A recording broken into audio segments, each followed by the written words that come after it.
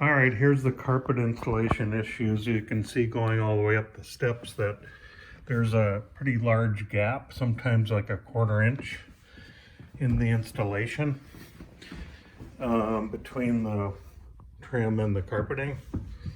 So that's kind of odd, but then the really worst part about it is how it's clearly installed crooked. So if you see the triangles in the pattern, they clearly are crooked and they move up as I move across here, right?